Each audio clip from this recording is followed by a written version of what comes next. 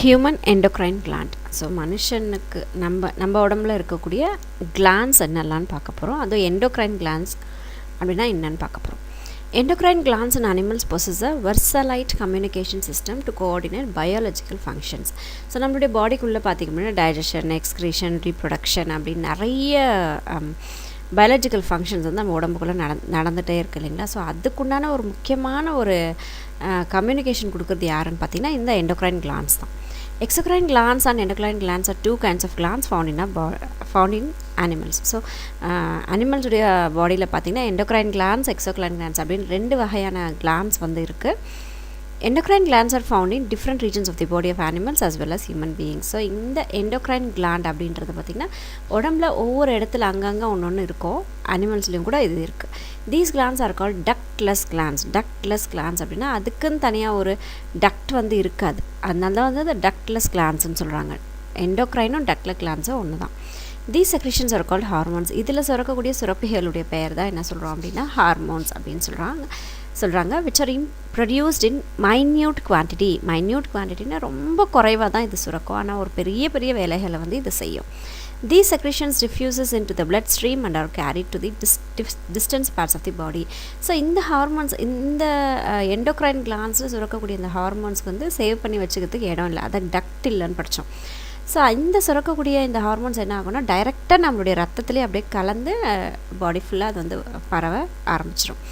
They act on specific organs which are referred as target organs. So ஒரு hormone சுரக்கக்கூடிய ஒவ்வொரு ஹார்மோனும் பார்த்திங்கன்னா ஒரு குறிப்பிட்ட ஒரு டார்கெட்டோடு தான் வந்து அது செயல்படும். அந்த எந்த ஆர்கன் மேலே இதை போய் செயல்படுத்த போதோ ஒர்க் பண்ண போதோ அதுக்கு என்ன பேருன்னு பார்த்திங்கன்னா டார்கெட் ஆர்கன் அப்படின்னு சொல்கிறாங்க. எந்த இடத்துல ஒர்க் பண்ண போதோ அது target organ. Exocrine glands have specific ducts to carry their secretions. So இப்போ நம்ம எண்டோக்ரைன் கிளாண்ட்ஸை பற்றி பார்த்தோம். இப்போ எக்ஸோக்ரைன் கிளாண்ட்ஸ்னு சொல்கிறாங்க. எக்ஸோக்ரைன் கிளாண்ட்ஸ்க்கு குறிப்பிட்ட டக்ட்ஸ் வந்து இருக்குது. அதோடைய செக்ரேஷன்ஸை வந்து சேமித்து வைக்கக்கூடிய ஒரு இடம் வந்து அதுக்கு இருக்குது. அதனால தான் அது டக்ட் இருக்குது. நம்ம எண்டோக்ரைன் கிளாண்ட்ஸும் டக்ட் இல்லை, டேரெக்டாக பிளட் ஸ்ட்ரீமில் வந்து அது ஃப்ளோ ஆயிரும் அப்படின்னு சொல்லி படித்தோம். ஸோ இந்த எக்ஸோக்ரைன் கிளாண்ட்ஸ் வந்து டேரெக்டாக பிளட்டில் கலக்காது. ஸோ அந்த மாதிரி இருக்கக்கூடிய கிளாண்ட்ஸ்லாம் என்னென்னு பார்த்திங்கன்னா சலைவரி கிளாண்ட்ஸ், நம்ம வாயில் எச்சியெல்லாம் ஊறக்கூடியது, அது டேரெக்டாக பிளட்டில் போகாது.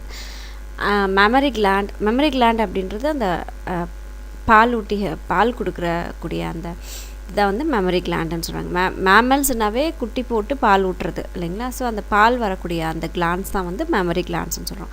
ஸ்வெட் கிளாண்ட்ஸ்ன்றது வேர்வை வரக்கூடிய அந்த கிளாண்ட்ஸ், அதான் வந்து ஸ்வெட் கிளாண்ட்ஸ். ஸோ இதெல்லாம் வந்து எக்ஸோக்ரைன் கிளாண்ட்ஸுடைய examples. Endocrine glands present in human and other vertebrates are. இங்கே வெர்டபிரேட்ஸ் அப்படின்னா முதுகெலும்பு இருக்கக்கூடிய அனிமல்ஸ்னு அர்த்தம். ஸோ ஹியூமன் பீயிங்ஸ்க்கும் முதுகெலும்பு இருக்கக்கூடிய அனிமல்ஸ்க்கும் இருக்கக்கூடிய எண்டோக்ரைன் கிளாண்ட்ஸ் என்னெல்லாம் அப்படின்னா இந்த பிக்சரோடு அப்படியே கம்பேர் பண்ணி பார்த்துக்கோங்க. பிட்யூட்டரி கிளாண்ட் மேலே இருக்குது, பிரெயினில் இருக்குது. தைராய்டு கிளாண்ட் தொண்டைக்கிட்ட இருக்குது. பேராதைராய்டு அதுக்கு கீழே இருக்குது, இந்த பிக்சரில் இல்லை. தென் பேன்க்ரியாஸ் நம்மளுடைய ஸ்டமக்கு கிட்ட இருக்குது. அதுலேயே ஐலட்ஸ் ஆஃப் லாங்கர்ஹான்ஸ் அப்படின்றதும் இருக்குது. அட்ரினல் கிளாண்டில் அட்ரினல் கார்டெக்ஸ், அட்ரினல் மெடுலா அப்படின்னு ரெண்டு பார்ட்ஸ் இருக்குது. கொனாட்ஸில் வந்து ரெண்டு இருக்குது. டெஸ்டிஸ், ஓவரி, ஒரு மேலுக்கு உண்டானது, ஃபீமேலுக்கு உண்டானது. தென் தைமஸ் கிளாண்ட்ஸ். ஸோ இத்தனை கிளாண்ட்ஸும் வந்து பார்த்திங்கன்னா எண்டோக்ரைன் கிளாண்ட்ஸ் அப்படின்னு சொல்லிட்டு நம்ம ஹியூமன் பாடியில் இருக்குது.